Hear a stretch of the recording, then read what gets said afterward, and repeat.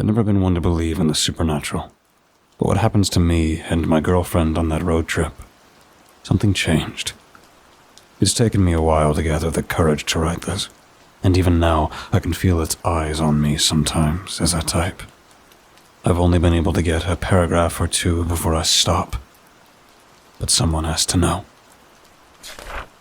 I've always despised long car trips. This fact wasn't lost on me when my girlfriend at the time, with the help of her parents, took it upon herself to fund a trip overseas to the USA, our own Great Western Trail. She conveniently forgot that she didn't have a license, leaving me as the sole driver. I grumbled, but a lot of the money had been spent and given to us to do with as we pleased. I wasn't going to spoil this, and it was our reward for successfully graduating from university. The trip wasn't particularly memorable. When I think back on it, I struggle to recall most of the places we stayed. I remember landing in New York, spending a few days seeing the popular sights, and then renting a car and just driving. We had no real plan. With plenty of money, we could stay wherever we wanted. We had a few destinations in mind, but most of my checklist was on the West Coast. San Francisco and Vegas were still ahead, so driving was inevitable. We'd pick a highway or back road and drive until I needed a break. Even though I found it tedious, Megan's company was comforting, though the ride would grow silent when she slept. The monotony of towering trees, sprawling plains, and endless fields played tricks on my mind. The persistent rumble of the wheels and the silent, stagnant air, punctuated only by the hum of the engine, added to the oppressive sameness. This was the aspect of driving that I loathed. Only the occasionally passing street signs provided any change, offering glimpses of nearby towns or warnings of local wildlife. After 8 hours of uninterrupted driving one day, I hadn't encountered a single town or city. Normally, I'd pass through 3 or 4 in a day's journey, but this time, the landscape remained stubbornly unpopulated. Yawning through my 3rd can of Red Bull, I considered pulling over in the middle of nowhere to catch some sleep. Then, just as the fuel alarm blinked to life, a weathered sign appeared, almost too late, marking the turnoff to a town. There was a subtle unease as I veered onto the exit. It struck me as odd that I could not recall any prior signs. Yet the promise of fuel and a potential resting place outweighed my apprehension. The indicator ticking, the steering wheel turning, and Megan stirring beside me, I guided the car towards a place named Graysall. As the sun began its descent beyond the horizon, casting long shadows across the empty fuel station, Megan and I pulled in, grateful for a chance to stretch our legs. The flickering fluorescent lights above hummed intermittently, adding to the eerie atmosphere of the isolated place. "We'll fill up here," I said, cutting the engine. Megan nodded, glancing around at the quiet surroundings. "And where is here?" she muttered. "A possible place to sleep?" I stepped out of the car into the cool evening air, the scent of petrol and dust lingering. The station was deserted except for one lone figure behind the counter, engrossed in a magazine. I pushed open the creaking door and entered, a small bell chiming softly. The service worker looked up, a slight smile spreading across his young face as he greeted me with a nod. "Evening," I said, my voice echoing slightly in the empty convenience store. The worker stared at me, his smile showing teeth slightly. "Is the gas today?" he said, a slight jubilation in his voice. "Yeah, thanks," I replied absent-mindedly, pulling out some cash. "Cash all good?" "Of course." His reply was almost a little too enthusiastic, lingering on the R. I handed him the cash and took my change. His smile widened. "Have a good day, sir." "Yeah, thanks," I replied, turning away. "Have a good day, sir." I paused, turned and looked at the man again. His smile remained, showing all his teeth. The gnawing part was that he seemed unhappy. Not the soul-crushing service kind of unhappy, that there was something in his eyes. I couldn't quite describe it. Have a great day, sir. He punctuated each word, eyes locked on mine. I will. Thank you. With a ring of the bell, I walked out the door, still feeling his gaze on me. His smile never wavered. As I fueled the car, I glanced back into the store. He was staring at me. I couldn't tell if he was laughing or crying behind his gritted teeth, but that damn smile remained burned into my mind. Getting back in the car, I shook myself. I was more than a little on edge. You okay, babe? Megan asked. I started up the car before pulling away. That was a chilling experience, I said with a forced laugh that even I didn't believe. How so? Oh, that guy was just creepy. No wonder he's out here at this station. There was a pause. Sure, Megan replied. Leaving the gas station behind, we ventured deeper into Graysall, a town seemingly caught in a perpetual state of half-hearted development. Quaint shops with faded facades lines the main street, their windows showcasing dusty displays of antiques and local crafts. A solitary traffic light flickered intermittently, casting an unsettling glow over cracked sidewalks and neglected flower beds. The road less traveled, Megan remarked, peering out the window. This truly is the explorer's way. Yeah, strange vibe. I agree, my thoughts still lingering on the encounter with the service worker. As we drove further, we passed a weathered sign promising accommodations ahead. Following its direction, we found ourselves at a modest motel inside town. The parking lot was empty, except for a few cars, their owners unseen in the fading light of dusk. I guess this will have to do for the night, I said, pulling into a parking space. Stepping out of the car, we were met with curious glances from the sparse population, their greeting smiles short, but their stares lingering a little too long. The motel seemed to stand in silent anticipation, its neon sign buzzing faintly against the glowing darkness. I leaned in close and whispered to Megan. What's with the looks? She glanced at me, brushing off my concern. It's a small town, she replied in a normal tone. We're tourists in a backwater town. Of course we're going to get looks. After locking the car doors, we walked towards the somewhat inviting light of the lobby. Just as I approached the door with Megan in the lead, I paused and glanced over my shoulder. There was a whisper on the wind, a fleeting sound or thought. The caffeine was wearing off, and with a violent shake of my head, I dismissed it and entered the cramped lobby. Hello there, dearies. The wizened caretaker woman creaked, her smile forming like cracks on old porcelain. A room for the two of you? Megan smiled back brightly. Yes, just for the night, please. One double bed. The woman nodded in acceptance and wrote down our details in a dusty ledger. As I glanced at the ledger, it seemed unusually sparse, lacking additional names or reservations. A couple's room. Names, please. I'm Megan, and this is Michael. Megan and Michael. I do like the letter M. A chuckle rattled through her, revealing teeth that seemed too white against weathered skin. Megan shifted slightly, her gaze wandering around the lobby with a casual interest. And where are you off to? Megan stepped closer to respond, but I cut in with my question. We're just travelers. How much for the room? Her grin widened. 40 for that room. She offered the key to us, seemingly pulling it from thin air. Thank you, I said, taking it cautiously. Leaning against the counter, I counted out the notes before passing the key to Megan. Is there a place to eat around here?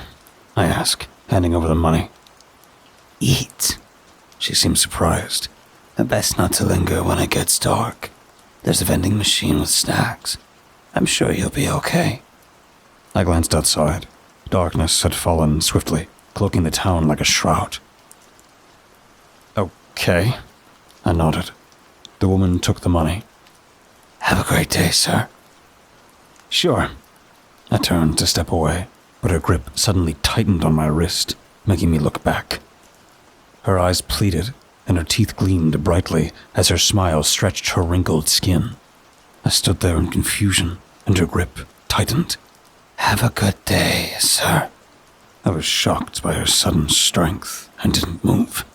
Megan intervened smoothly. Good night, ma'am. Her tone was breezy. The grip released as suddenly as it had tightened. Megan was next to me with a cheerful expression. I checked my wrist and looked back at the caretaker. Her smile was still wide, but her mouth was closed. What just happened? Nodding awkwardly, I hurriedly left, my instincts telling me to keep her in sight, to not turn my back. Only when we opened and closed the lobby door did I dare to relax. She seems nice, Megan remarked, glancing back at the lobby with a dismissive shrug. I huddled close to Megan as we approached our vehicle. Didn't she seem a bit odd to you? I asked. Huh? She grabbed me, Meg, like full-on crypt keeper clutched my wrist, I said, with a touch of annoyance. I wouldn't call that a grab. I think she just touched your hand in a friendly way. She laughed as she pulled her suitcase out. Probably thought you were flirting or something. I wasn't. Relax, Mike. Older folks can be like that. I wanted to press the issue further, but Megan brushed me off again. Was it just me? Glancing back, I saw the caretaker woman in the distance, appearing to close up shop. She gave me a glance and a smile before hastily dropping the shutters, shaking off the odd feeling. I turned back to find Megan making her way obliviously to the door. I took my bag and followed dutifully. She slid the key into the lock and opened the door effortlessly. Surprisingly, the room appeared to have been recently renovated. There was a modest TV and a large double bed. The calming blue interior was a stark contrast to the worn exterior of the motel. Megan responded with a jump, flopping onto the bed. Not bad for $40. I smiled at her enthusiasm. Hungry? Not really. Didn't she mention something about the vending machine? She dug her phone charger out of her bag. I guess all the local eateries close early due to the small population. That's how I interpreted her warning, I added uncertainly. Maybe there's a high crime rate? You'd think there'd be a lot of criminals in a place this small? The sound of her phone accepting charge punctuated her question. I don't know. Why else would she warn us about going out? Megan shrugged. Maybe she's just cautious. I nodded, mainly to myself, and started towards the bathroom. This place better have running hot water. The shower was a stark contrast to the room. Perhaps they ran out of budget before getting to the tiles and plumbing. At least the light worked, and, more importantly, the hot water. I let it steam up before indulging in the warm embrace. My mind wandered, as shower thoughts tend to encourage, lingering on today's drive. I struggled to remember any major landmarks or anything of note. There was nothing. I kept pressing on the thought, all notions of washing myself forgotten. Beneath the roar of the running water, there was another sound. A buzzing, a whisper, a constant tone. I couldn't recall ever hearing it before. As the water began to go cold, a memory resurfaced. I did pass signs on the road, all pointing to Graysall. It made sense, but for 8 hours. The buzz grew louder as I pushed further into my mind. The distance on the signs to Graysall was always the same. It was always the next exit. A loud knock on the bathroom door startled me. You good? Megan asked. A shock of cold shivered me awake. I was freezing. Yeah, I'm good. Be out in a moment. The sudden silence of the room was deafening. I strained to hear the buzz, but there was nothing. I made my way to the mirror, broke open my toiletry bag, and began to brush my teeth. I kept my eyes down towards the sink, focusing on the routine. A nagging feeling in my gut made me hesitate to look up, so I kept my head firmly angled down. With clean teeth, I spat out the toothpaste and looked up out of habit. My reflection stared back at me, but there was something else. I couldn't see it. Behind me were just broken white tiles, but something was there.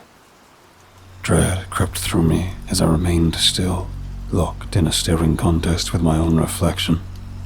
I dared not move. The buzzing returned, a presence gripping my very being.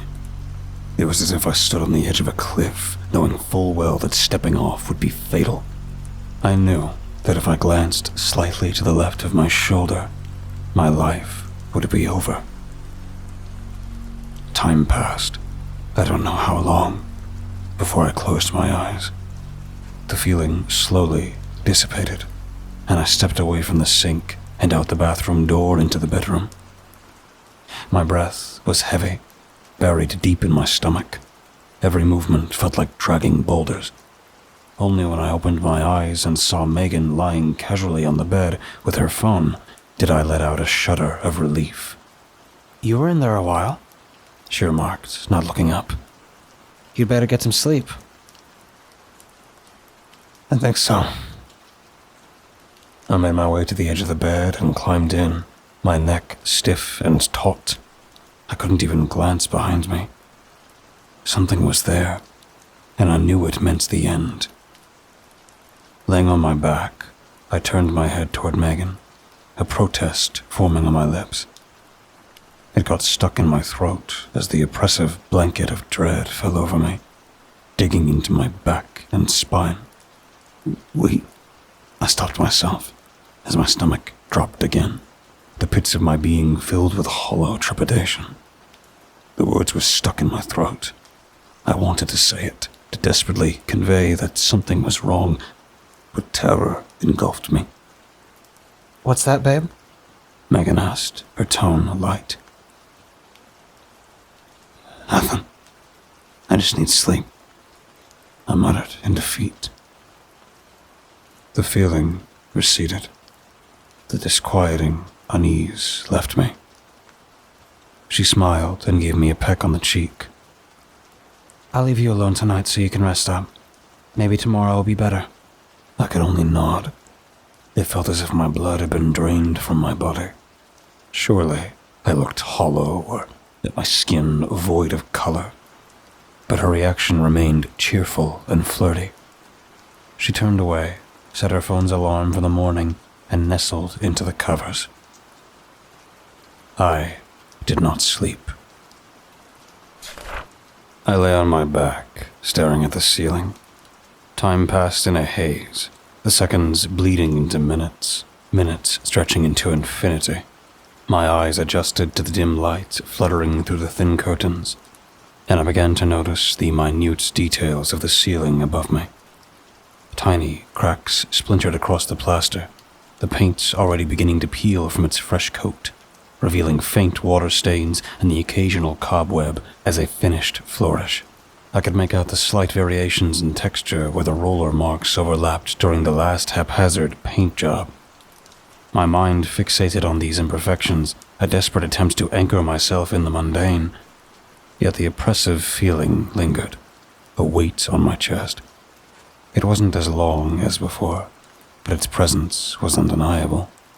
The sense of absoluteness gnawed at me from the left, a silent reminder of whatever unseen horror lay just out of sight. Every instinct boiled over, urging me to keep my gaze forward, to not turn my head even the slightest bit. The thought of what might be there, lurking in the shadows, was too much to bear. My body remained rigid, my breath shallow and contorted, as if any sudden movement or noise might draw its attention. Megan's soft snores provided a fragile comfort.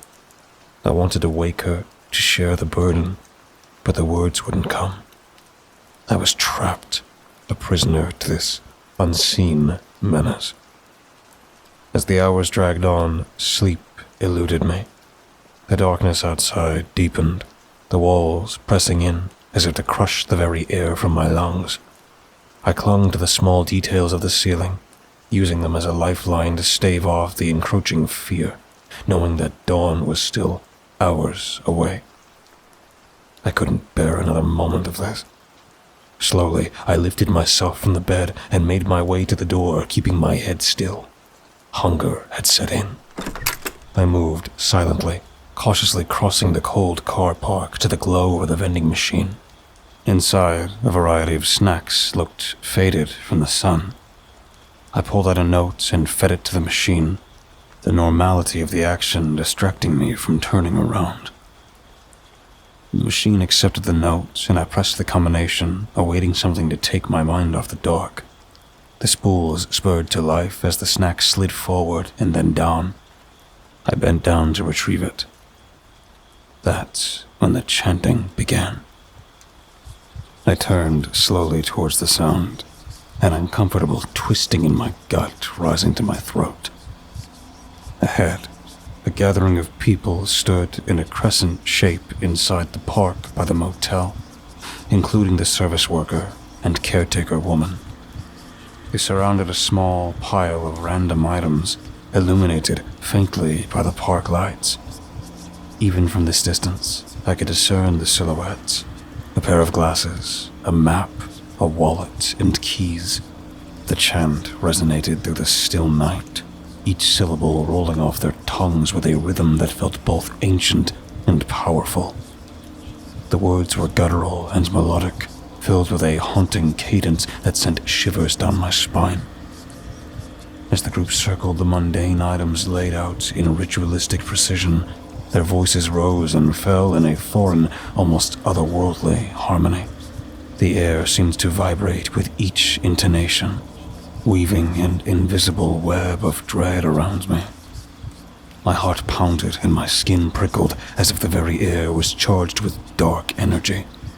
Though I couldn't understand the words, the intent behind them was clear. Summoning, binding, compelling. Fragments of the chant felt disturbingly familiar, echoing with the weight of forgotten rituals. Each phrase seemed to hold a hidden meaning, a dark promise, as if the chant itself was a living entity, reaching out to ensnare any who dared listen. The figures began to turn. Despite being about 20 meters away, I unconsciously crossed the car park and stood by the street, now able to make out their faces as they surveyed me. Their wide smiles and mouths agape revealed what felt like too many teeth. The chant continued, their mouths twisting to form the sounds, yet their eyes betrayed terror. Pleading looks from all of them tore through me, screaming at me to leave now. But their welcoming bodies stretched wide, inviting me to cross the asphalt street. The clash of emotions, fear, menace, and warmth, all fought one another to be the primary feeling. My mind almost acquiesced. The scratching ache of what was behind me pushed me forward. It beckoned me to join them. My body protested and screamed. The dread built as it sensed my thoughts. To turn and walk, I would step into abject horror. Forward was the loving call of familiarity. With a great, uncertain step, I turned my back on the gathering and walked back to our room. As I turned away from the gathering, my body protested violently. My heart sank, breaths long and deep. Each step back towards the motel felt like wading through molasses. An invisible force clawed at me, pulling me back towards the chanting group. The ache in my chest intensified, as if something was trying to rip my soul from my body. My muscles tensed and strained with every movement. The chant almost engulfed me, surrounding me in a maw of alien chants. The distance to my room seemed to stretch interminably. The dim lights of the motel flickering in and out of focus, extremely bright in one moment and pitch black the next.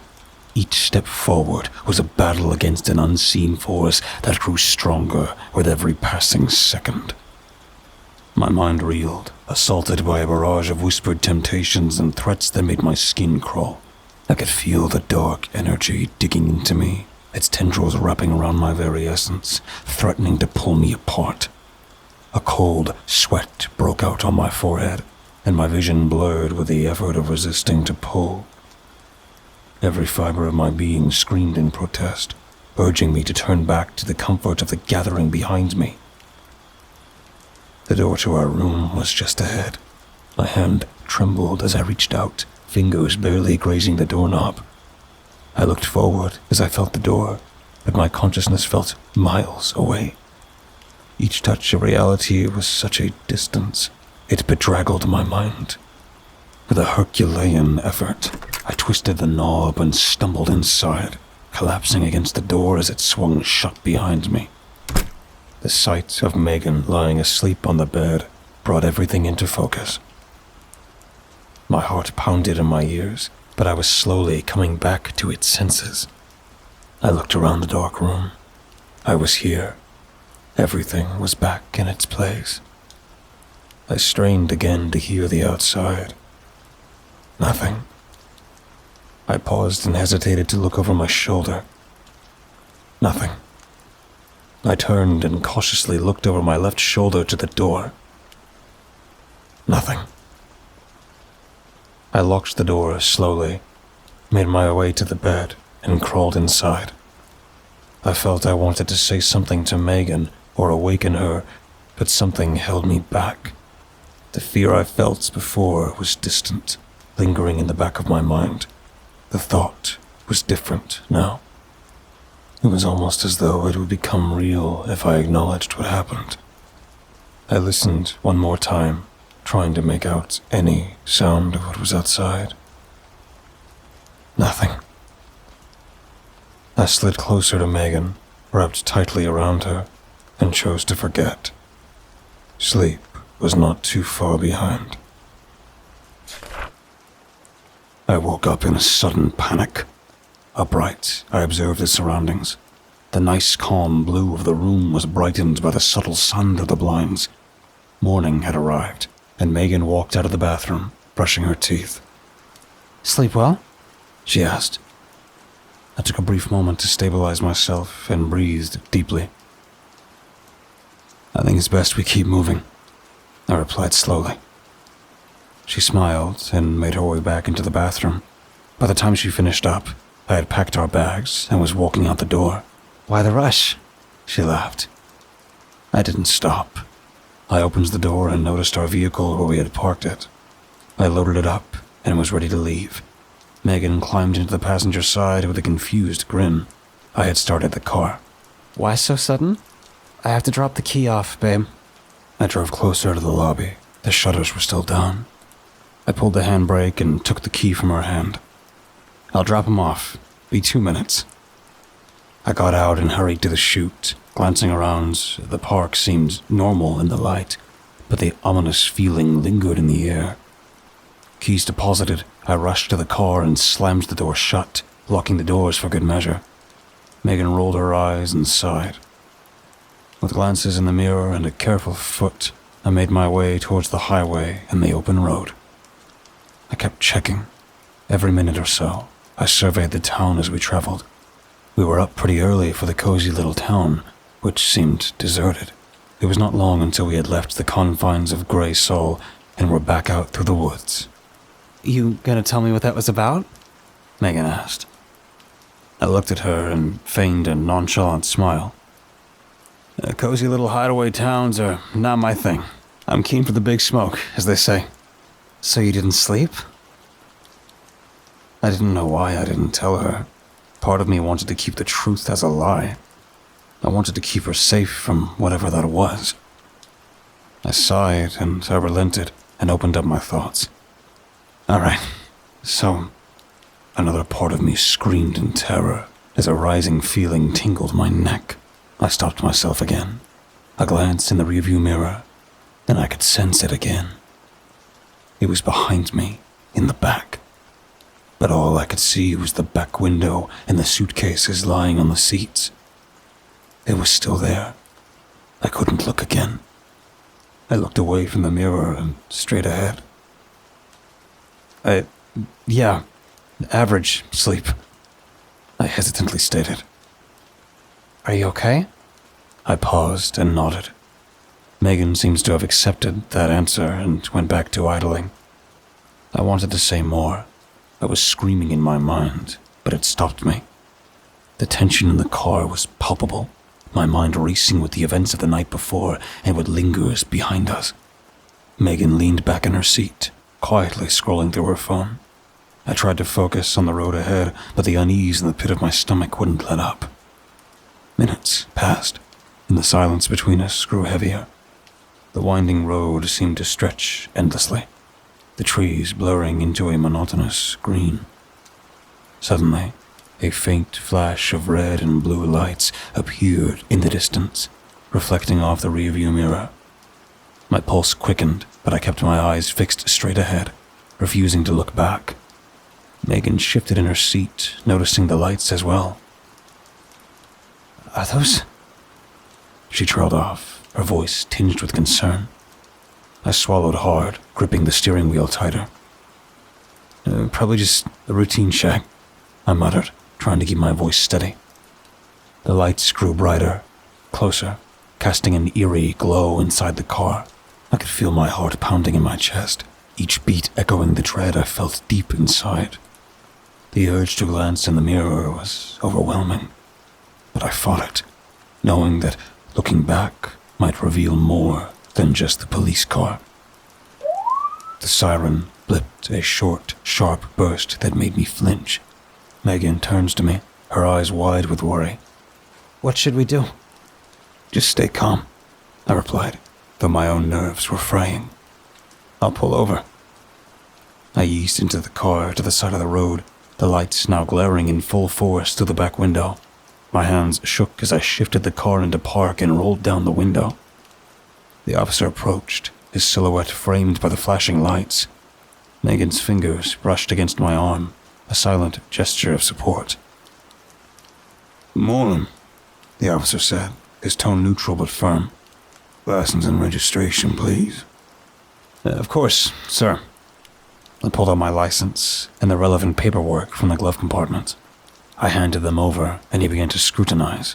His mirrored glasses glared at me, forcing me to look away. "You know why I pulled you over, sir?" No, I do not." "Your tail lights out." It's a rental? It was definitely good when we left New York." "Yeah, I can see that." A pause. I looked up as he continued to read the papers. His face was stern and aged, poring over each of the documents I handed him. "Did you notice anything last night in town?" I gripped the wheel in surprise. The itch and clawing returned, digging into my spine. Like what, sir?" He looked at me. I felt my head move but strained to look at him. Something invisible, a dark presence, was gripping my head. "Do you notice anything at all, sir? No noises, no strange occurrences?" Another grip on my arm, this one from Megan. There was concern in her touch. I could feel her eyes on me, sensing something was wrong. No, nothing at all. Slept like a baby." The pause dragged on for too long. Each second felt like an eternity as the presence tightened its hold, sending waves of terror through my body. "So you're a foreigner, driving through this state in a car with a broken taillight that you hired from another state?" He sighed audibly. "Too much paperwork?" He handed me the papers, which I gladly took, but they didn't move. He was gripping them tight as I tugged at them. "You got anything to say to me, sir?" My neck craned again, as if an unseen force was controlling my movements. My entire body was on fire from fear. My muscles ached as the invisible claws dug deeper into my shoulders. My eyes shook from the pain as my cheeks tightened, pulling further and further apart in a smile too large for my own face. "Have a good day, sir." The policeman smiled widely back, almost in wicked greeting. His grin was unsettlingly familiar. "And you have a great day too, sir."